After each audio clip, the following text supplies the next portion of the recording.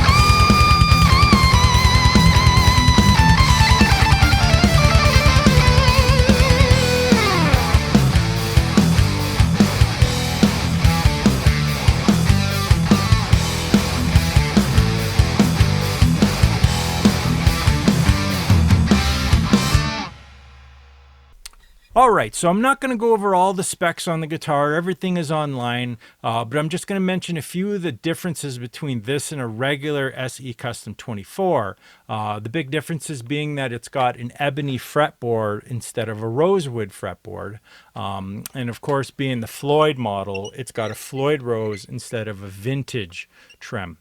Which I, being a metal guy, prefer the Floyd Rose. And this has a Floyd Rose 1000. I've got no issues with the Floyd Rose 1000. I think they're just as good as an original. And that's, yeah, those are the two big differences. And of course, the big modification that I had to do with this guitar is I had to switch out the pickups. So the first thing when I went to jam with my band and I started playing through my amp, I noticed right away that this guitar lacked output right away, and it was from the pickups. Being that, you know, the other guitars I was using had a Seymour Duncan JB and Jazz combo. I was like, I got to put the same in this guitar. And that's what I did. It's JB and Jazz Seymour Duncan combo. And as soon as I did that, this guitar really came alive. I just found that the low output stock PRS numbered pickups just weren't enough for this guitar, especially being a metal guy playing, you know, whether it's hard rock metal and you have a guitar with a Floyd Rose, you want to play some more aggressive music. You want to play stuff with some more outputs. And I found that this guitar made a huge difference with the output. So that was the first thing I did with it. Now, I've had no quality issues with this guitar other than changing the pickups whatsoever.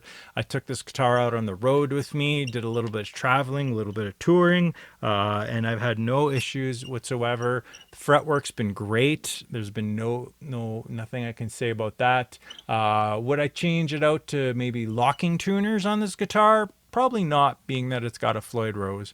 Probably wouldn't do that. Now, I actually had an S2 Custom 24 at one time, and that was my only issue with that guitar for the most part. Those pickups I found lacked output as well, but I was playing in a grunge cover band at the time, but I wanted the Floyd Rose. To me, when they announced that this guitar was coming out with the Floyd Rose, I thought right away, be my kind of guitar. Now, they had the Torero model for a while at one point, which I found was a very strange PRS guitar, and two reasons. One, that it didn't have the bird inlays. Now, for me, being a PRS guy, liking PRS, I'm mostly a metal guy, you know, playing like Jacksons that you see back here and whatnot. I like my metal guitars, but I like the bird inlays for PRS. To me, that's sort of the trademark. And the Torero didn't have anything. It was just a black fretboard, nothing on it. And to me, that's so annoying, because when you're jamming with other people, trying to teach them, trying to show them a guitar part, and you've got nothing on your fretboard, they can't, it's hard to follow along, right? It's hard, like where you're watching the fingers going, what fret are you on, right? I've never understood this trend. For you as a guitar player, for me, it doesn't matter. I'm watching the dots on the top. But when you're trying to show somebody else something, you need something on the fretboard. But for me, a PRS, you got to have the birds. I know some people don't like them, but I like the birds. It's part of the trademark. And of course, me, I like being having a Floyd Rose for all the dive bombs, for tuning stability especially. I prefer a Floyd Rose on most of my guitars. So that was a couple of things that I didn't care for the S2 as much. This has, you know, a little bit of a carved top on it. Very comfortable to play. This is the kind of guitar I can play for hours on end and not be tired. And it's not too heavy either. It's maybe 8 pounds at the most. So it's not a really heavy guitar. So big thing about the Custom 24 is that it's got the coil tap. Now I do have it with the pickup swap. I still have the coil tap that I can engage. But you don't really notice it much on playing distortion. Like,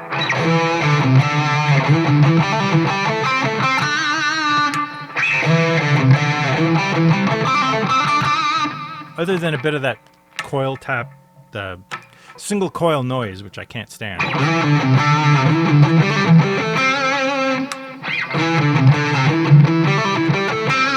Playing distortion, you don't really hear much of that difference, but if you play cleans,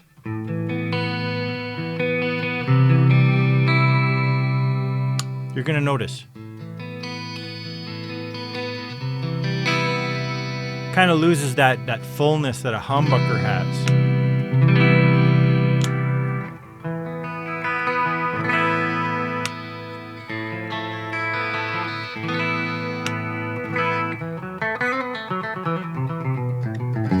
So I find this guitar is very versatile the way I've set it up with the Jazz and the JB pickups. And I definitely would recommend that to anybody buying this guitar, in that, you know, if you want something with some more output, basically a guitar that would scream more, especially for playing anything from rock, metal, jazz, blues. This guitar could probably do it all and have really good tuning stability. So that's my review for this guitar. It's a great guitar, awesome to play, and I think I'm going to keep this one for quite a while and maybe play something other than metal with this guitar in the future. Who